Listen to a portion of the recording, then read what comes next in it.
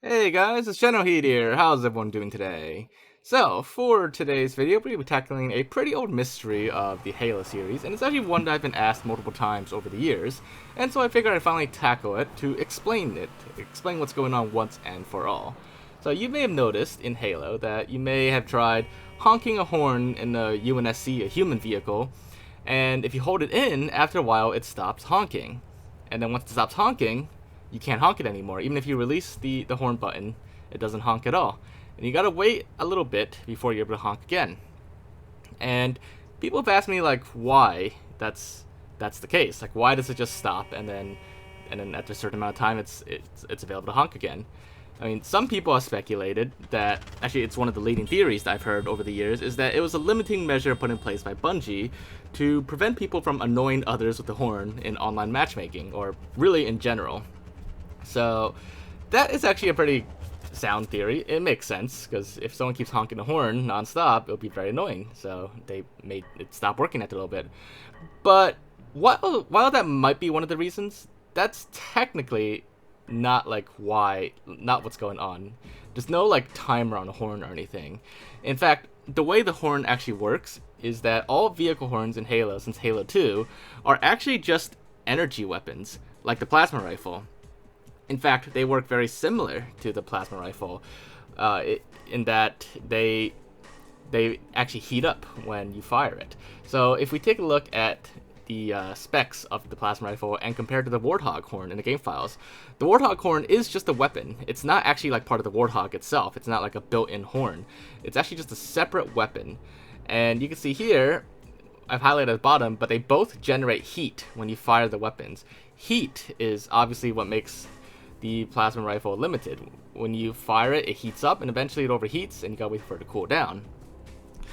The same applies with the Warthog horn because it's an energy weapon, or any vehicle horn. When you fire it and you hold it down, heat keeps building up based on the rate that was set in the game files, and after a while, it overheats. And you have to wait for it to cool down before you can shoot the horn again. So that is why the Warthog horn, or any vehicle horn, stops honking after a while, because they are literally overheating and must cool down. That time period between when you can shoot again, that's the cooldown period. So let's put this in a more visual way. So the Warthog horn normally is an invisible weapon that's attached to the Warthog to a separate process. But I've spawned it separately and I gave it a brute plasma rifle model so that we could see how it functions essentially when we fire it in a little bit. But right now I am wielding a Warthog horn. It just happens to have the model. And because I gave the Warthog horn a model, every vehicle that uses the Warthog horn, now the horn becomes visible. So you can see right here in the Warthog, that's actually exactly where the Warthog horn is placed on the Warthog. So normally you can't see it because it's invisible. It normally has no model, but that's where it actually is. And when you actually fire it, you can see it actually has a pretty crazy high fire rate. The heat generated per round is actually not that much, but because the fire rate is so high, that's why it heats up so quickly, and that's why it stops honking after a little bit.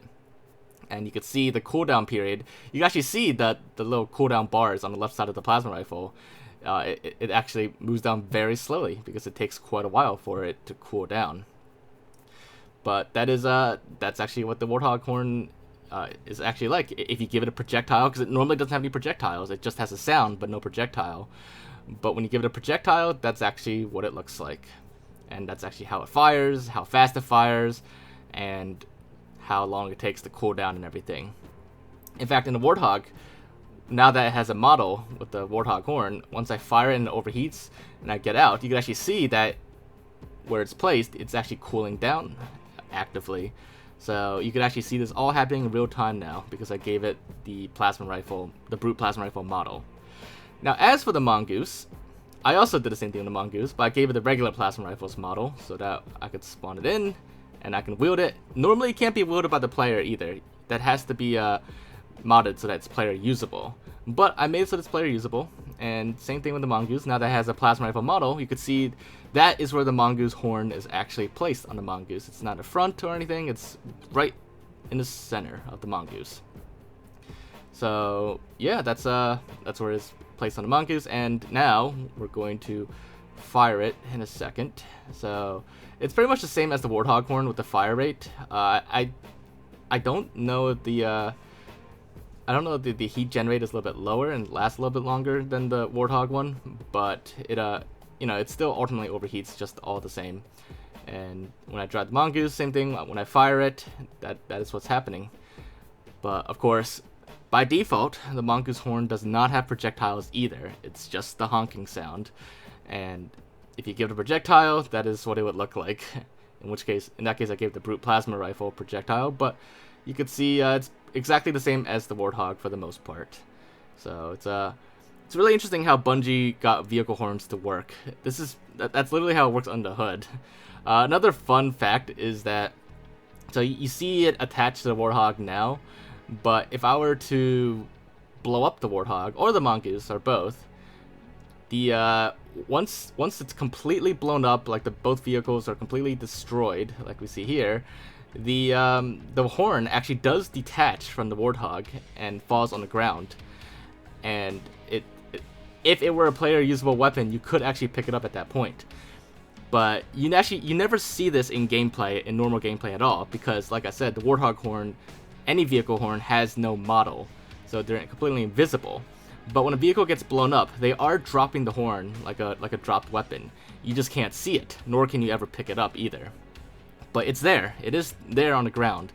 So next time your mongoose or Warthog gets blown up, just know that somewhere near it, the invisible horn that was attached to it is there on the ground.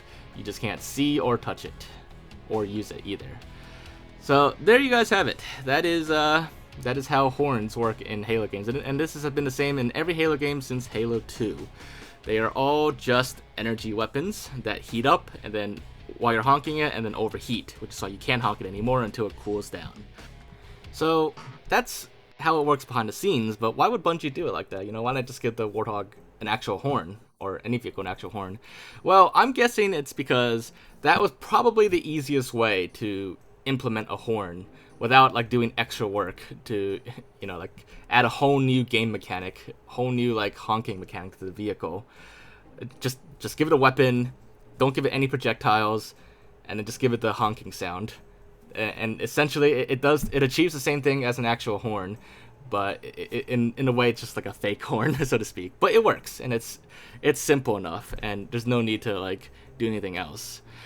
But it is possible that Bungie it doubled as a way to limit the horn so that people don't annoy others too much by constantly honking it and holding it in forever. But I don't know if that's actually the case, but it is possible. It definitely it definitely can work like that, but I don't know for a fact. But anyways, hopefully you guys enjoyed this video and found it to be interesting. If you did, and as always, make sure to leave a like. Leave thoughts in the comments. Anything else you may check out or look into, just let me know in the comments down below. But aside from that, if you haven't already, make sure to subscribe, and I will see you all next time. Bye, guys.